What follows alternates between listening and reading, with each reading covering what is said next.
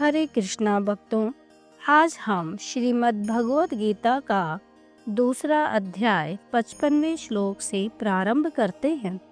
पूर्व श्लोक में अर्जुन ने परमात्मा को प्राप्त हुए सिद्ध योगी के विषय में 4 बातें पूछी हैं। इन चारों बातों का उत्तर भगवान ने अध्याय की समाप्ति पर्यंत दिया है। बीच में प्रसंगवश दूसरी बातें भी कही हैं। इस अगले श्लोक में अर्जुन के पहले प्रश्न का उत्तर संक्षेप में देते हैं। श्री भगवान वाच प्रजहाति यदा कामान सर्वान् पार्थ मनोगतान् आत्मनेवात्मना तुष्टः स्थितप्रज्ञस्तदोच्यते। अर्थात श्री भगवान बोले, हे अर्जुन, जिस काल में यह पुरुष मन में स्थित संपूर्ण कामनाओं को भली भांति त्याग देता है और आत्मा से आत्मा में ही संतुष्ट रहता है, उस काल में वह स्थित प्रज्ञ कहा जाता है।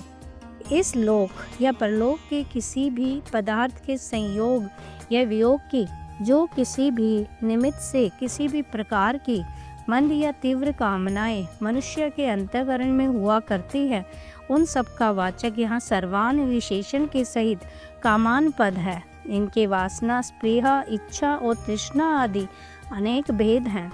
इन सब से सदा के लिए सर्वथा रहित हो जाना ही उनका सर्वथा त्याग कर देना है।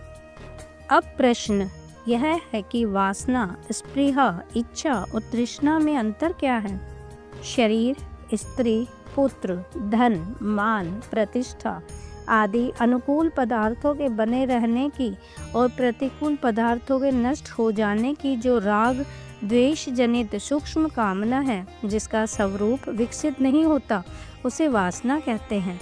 किसी अनुकूल वस्तु के अभाव का बोध होने पर जो चित्त में ऐसा भाव होता कि अमुक वस्तु की आवश्यकता है, उसके बिना काम नहीं चलेगा, इस अपेक्षा रूप कामना का नाम स्पृहा है। यह कामना का वासना की अपेक्षा विकसित रूप है। जिस अनुकूल वस्तु का अभाव होता है, उसके मिलने की और प्रतिकूल के विनाश की या न मिलने की प्रकट कामना का नाम इच्छा है।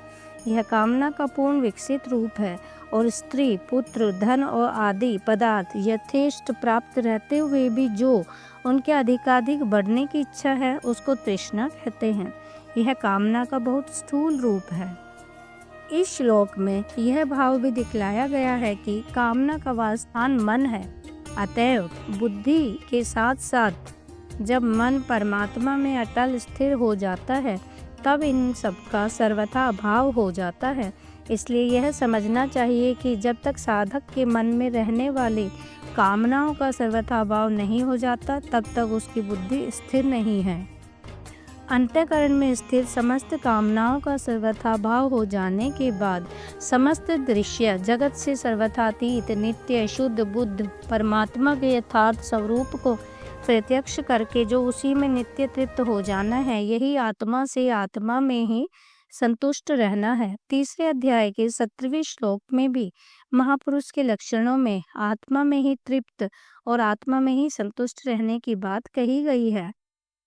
इस श्लोक से यह भाव भी दिखलाया गया है कि कर्म योग का साधन करते करते जब योगी की उपयुक्त स्थिति हो जाए, तब समझना चाहिए कि उसकी बुद्धि परमात्मा में अटल स्थित हो गई है, अर्थात वह योगी परमात्मा को प्राप्त हो चुका है। ओम नमो भगवते वासुदेवाय नमः।